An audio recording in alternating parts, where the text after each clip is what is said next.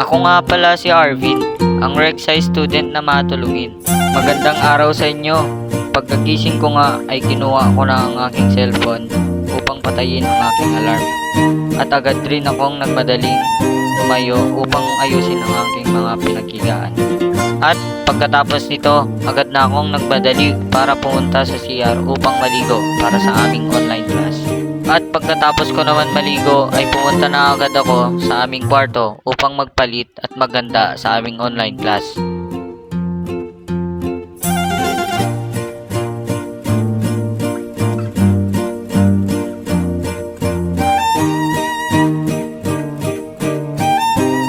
Matapos naman magpalit at magayos sa aking katawan, napagpasyahan ko muna maglinis ng bahay para na rin makatulong sa aking mga magulang.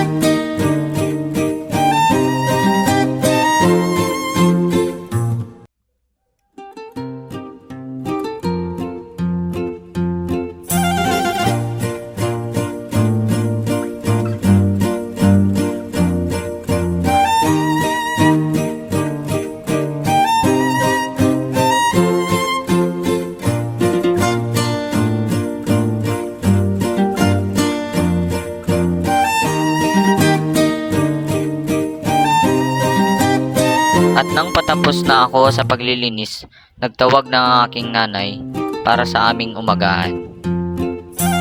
At nang matapos na kaming kumain, agad na akong dumiretso sa aking study table upang umattend ng online class at gumawa ng mga aking homeworks.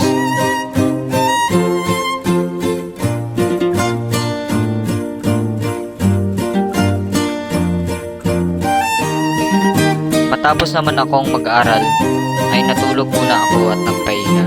At pagkagising ko, ay agad akong nakipaglaro sa aking kababatang kapatid ng basketball.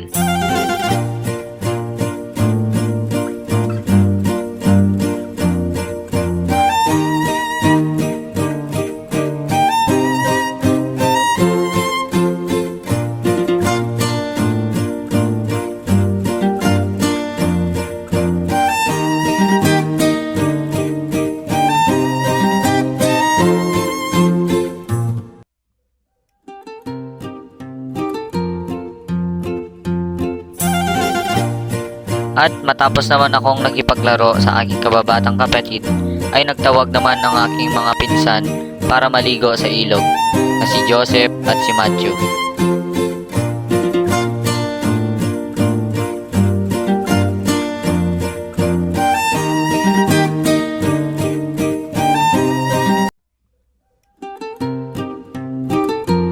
Nang kami ay matapos ng maligo sa ilog, kami ay agad na umuwi na. At sa aming pag-uwi, sumalubong sa amin ang magandang paglubog ng araw na nagsasabing, sa bawat paglubog ng araw, may pagkakataon na muling magsimula at magbigay ng bagong liwanag sa buhay.